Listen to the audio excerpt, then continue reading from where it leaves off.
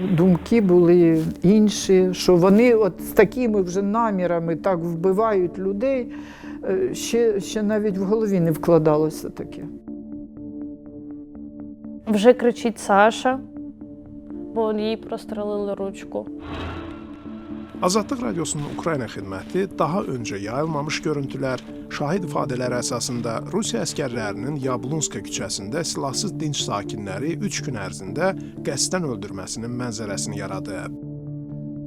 Кров дуже багато, отак крові, і оце він головою в тій калюжі лежить. 2022-ci il martın 3-də Rusiya qüvvələri Ukraynanın Buça şəhərinə ikinci hücuma başladılar. Bir neçə gün öncə onların birinci cəhdinin qarşısı alınmışdı. Onlar Yablonska küçəsini tutdular. Bu yol onlara İrpinə və paytaxt Kiyevə hücumun planlanmasında yardım edəcəkdi. Yablonska ölüm küçəsi kimi tanınacaqdı. Витягуй з хати.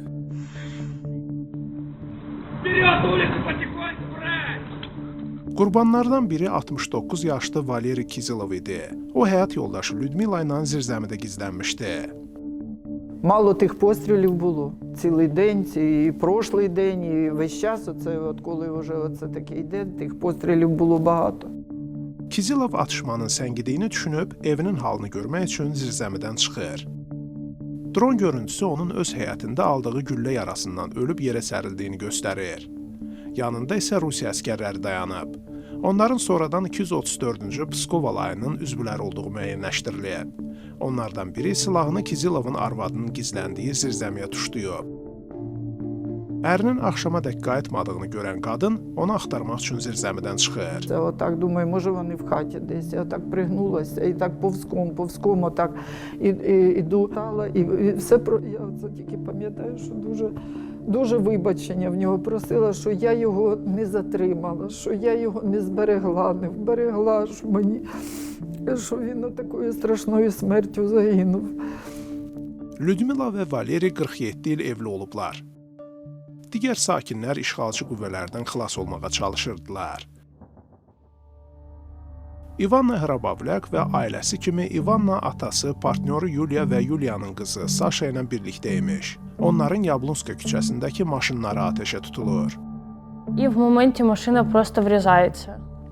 Я пам'ятаю, що просто багато, як такого диму, машина реве, тями, і я так розумію, що просто педаль газу була зажата. Müşahidə kameralarında İvanna Hrabavlyakın yanan maşından çıxaraq qaçdığı görünür. Onun yaralı ögey qızı da arxasınca qaçır. Я чую, як тільки кричить Саша, і зупиняюсь, щоб її почекати, бо я розумію, що вона біжить за мною. І я вже помічаю, що в неї щось не так з ручкою, бо вона просто, сама по собі.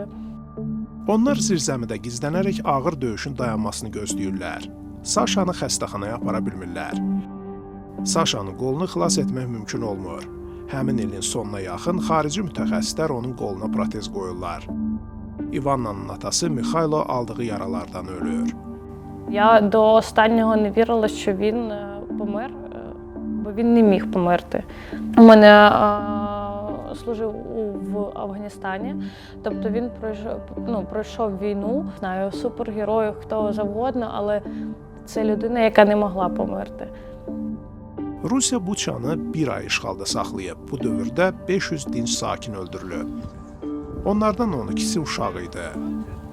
Azı 62 nəfər qısa müddət ərzində 234-cü Pskov alayı Yablonska küçəsinə nəzarət edəndə öldürülüb. Azadlıq Radiosunun Ukrayna xidməti dinç sakinləri öldürmək əmri verməkdə şübhəli bilinənlərdən bəzilərinin kimliyini müəyyənləşdirib.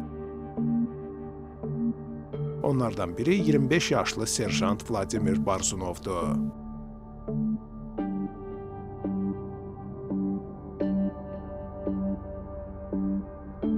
Подозрения на вас падают, Владимир Владимирович. Пускай падают, мне-то от этого что? Вам то есть все равно, что у человека убили? Вам все равно? Мне все равно. Dinç sakinlərin ölümündə əli ola biləcək digər zabitlər də müəyyənləşdirilib. Leytenant Artyom Tariyev Valeri Kizilovu evinin qarşısında öldürməkdə şübhəli bilinən kəşfiyyat bölməsinə başçılıq eləyirdi. Ölümcül günlərdə istifadə edilən çağırış adları Azadlıq Radiosuna komandanlığın daha yuxarı pilləsində duranları müəyyənləşdirməyə kömək edib.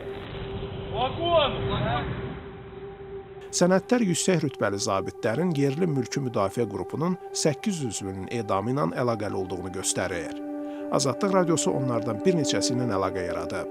Flakon kimi tanınan polkovnik leytenant Chernenko da onlardan biridir. Алло, полковник Черненко. Зафиксировали вас на улице Яблонской в городе Буча Киевской области в момент расстрела местной теробороны. Вот, хотели... 2022-ci ilin martın sonunda Rusiya qüvvələri Buçadan çəkildilər. Dinc sakinlərin meyitlərinin sarsıdıcı görüntüləri yayılmağa başladı. Rusiya prezidenti Vladimir Putin qüvvələrinin iştirakını qətiyyətlə təksib etdi. Qırğının səhnələşdirilməsi ehtimalını ortaya atdı. Мы столкнулись с провокацией в населенном пункте Буча, к которому российская армия не имеет никакого отношения. Amma şahidlərin dedikləri, Yablonskadan təsdiqlənmiş görüntülər tamam başqa əhvalatdan söz açır. Ukrayna məhkəmələri artıq Rusiya zabitlərinə qiyabi ittihamlar irəli sürüb. Kiyev isə Beynəlxalq Cinayət Məhkəməsindən xahiş edib ki, Buçada dinc sakinlərə işgəncə verilməsi və öldürülməsini araşdırsın.